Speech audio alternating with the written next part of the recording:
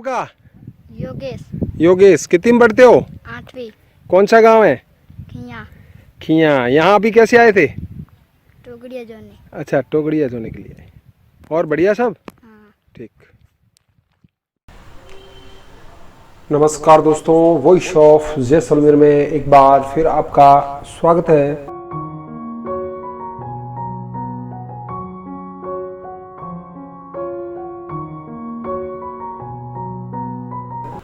दोस्तों, मैं आपको नए नए गांव, नए नए स्थान दिखाने का प्रयास करता रहता हूं।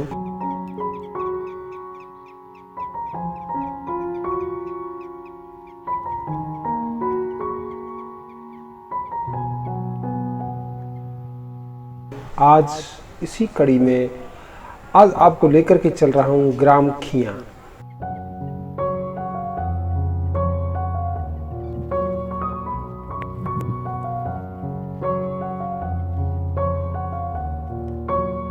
मित्रों, यह ग्राम खिया जैसलमेर का एक छोटा सा गांव है, लेकिन समृद्ध और एक विरासतकालीन वह गांव है जो इतिहास में कभी कृषि के लिए बहुत अधिक उत्पादन के लिए जाना जाता था। यहाँ बहुत ही अच्छे खड़ीन है और गांव है जो एकदम बहुत ही विधिवत तरीके से बसावट है इसकी।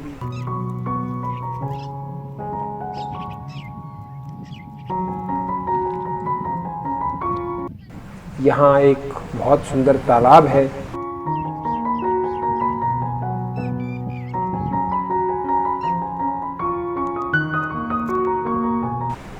इस तालाब का नाम मोतासर है। दोस्तों, इसका नाम मोतासर इतिहास में क्यों रखा गया है?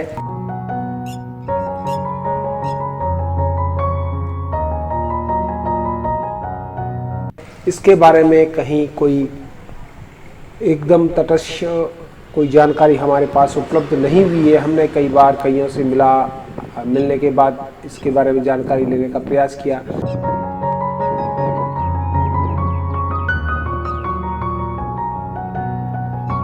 लेकिन कहीं पर से भी हमें सही जानकारी प्राप्त नहीं हुई। और फिर भी हमने इस जो तालाब है इसके चारों ओर का आपको नज़ारा करवाने का पूरा प्रयास किया है।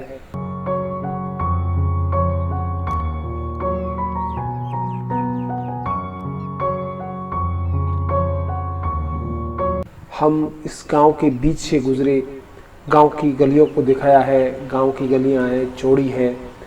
आज भी पुराने मकान अपनी उस पुरानी कला को दिखा रहे हैं। गांव का विकास बहुत तेज़ गति से हो रहा है।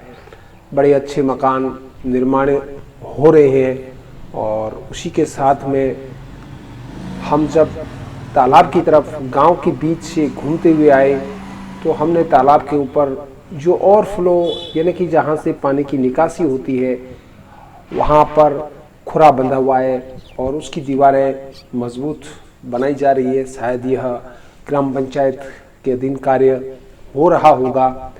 तो जो हमने नज़ारा देखा उसको हमने कैमरे में कैद किया, वह आपको दिखा रहे हैं।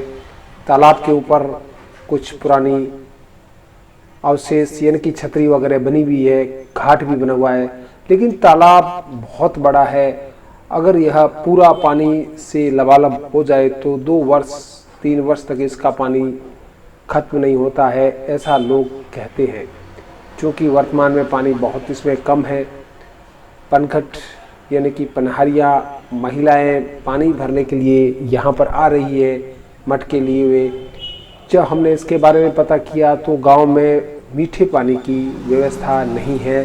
ट्यूबवेल है, उसमें पानी थोड़ा कड़वा आता है। उसके बाद जो साधन संपन्न लोग हैं वह नहर की तरफ जाते हैं। गांव से करीब 20 से 25 किलोमीटर की दूरी पर इंदिरा गांधी नहर परियोजना की शाखा चलती है सुल्ताना गांव के पास। वहां से पानी टैंकरों के माध्यम से अपने घरों की तरफ लाते हैं और उससे अपनी दिनचर्या का निर्वहन करते हैं। फिर भी कई लोग इस तालाब पर पानी भरने के लिए आते हैं, इस तालाब का पानी पीते हैं, अपने पशुधन को पिलाते हैं और साथ ही साथ में आसपास की जो बस्तियां हैं यानी कि ढाणियां हैं वहाँ के लोग भी ट्रैक्टरों के माध्यम से यहाँ से पानी भर करके लेकर के जाते हैं। ऐसा हमने वहाँ जब पता किया हमें मालूम हुआ। तालाब के चारों ओर पुरानी छतरियाँ, स्मारक बने हुए हैं, वह साफ दिखाई देते हैं। उसके बाद हम तालाब की जब पाल पे जाते हैं, यानी कि ऊंचे स्थान पे जाते हैं, तो करीब करीब हमें पूरे ग्राम खिया का नज़ारा साफ दिखाई देता है। दूर तक हरियाली, यानी कि खेती का नज़ारा साफ नज़र आता है। यहाँ बड़े बड़े खड़ीन हैं, खड़ीनों के लिए खिया का भी महत्व बताया जाता है।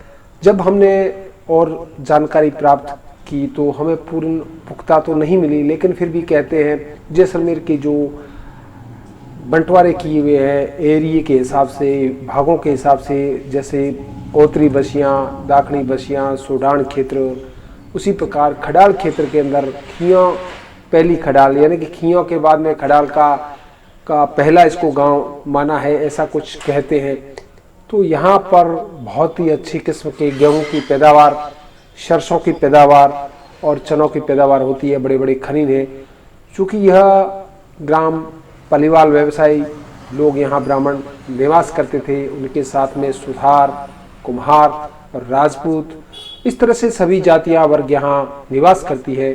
साथ ही साथ में इसके पास में ग्राम देवा नज़दीक में है, 20 किलोमीटर की दूरी पर वहाँ एक किला बना हुआ है, वह भी हम कभी आपको दिखाएंगे। वहाँ कुएं बने हुए हैं। इस गांव की हम अगर भूगर्भीय स्थिति बताएं तो पठारी और मैदानी है।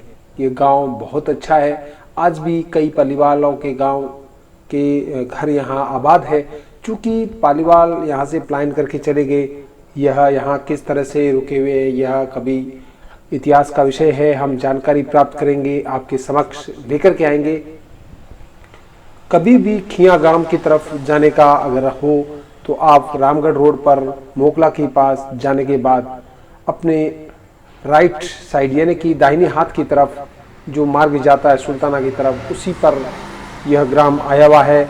इस गांव के पास में ही नग्गा ग्राम भी है और साथ ही साथ में पनराज जी, वीर पनराज जी का भी यहाँ स्थान इस गांव के समीप बना हुआ है। वह भी हमने हमारे वॉइस ऑफ जैसलमेर में पूर्व बताया है। चूँकि हम उसके पास से निकले थे तो उसमें थोड़ी सी झलक आपको देखने को मिल सकती है, लेकिन हम गाड़ी में थे, हमारे पास थोड़ा समय का कम था। हमने पूर्व में पनराज जी का जो थान है वह आपको पूरा बताया है, आप इसमें देख सकते हैं। उसी के साथ साथ गाँव के कई लोग हैं वह पशुधन का कार्य भी करते हैं, जिसमें हम कह सकते हैं छोटा पशुधन, भेड़ बकरी पालन भी करते हैं। वह हम चराते हुए लोगों को देख सकते हैं। यहाँ बहुत ही सुंदर गांव की पुरानी नक्काशी आज भी देखने को मिलती है। क्योंकि ये ग्राम विकास के पथ पर है, जैसा हमने आपको बताया है। और यहाँ जो बारिशों के अंदर बहुत अधिक पानी आने से यहाँ की जो धरती है उसमें पाँव कहते हैं कि यहाँ मेट की मात्रा ज़्यादा है, यानी कि घिया जो पत्थर होता है उससे इसकी ज़मीन के अंदर एक थोथापन आ जाता है पार। और ज़्यादा वेट आने पर अगर हम कहीं जा रहे हैं, हमारे पास कोई साधन है, तो गाड़ियाँ वगैरह मैदान में दब सकती है। इस तरह का इस क्षेत्र का बनावट है। इसके पास सुल्ताना, जैसा मैंने बताया, देवा, कबीर बस्ती, नग्गा, इस तरह के खींवसर गांव वगैरह है। बहुत ही सुंदर गांव है। और जैसा हमने बताया यहाँ सभी जातियों का इसमें निवास है आज भी। और कृषि के लिए यह ग्राम अपने आप में एक बहुत ही सुंदर उदाहरण है।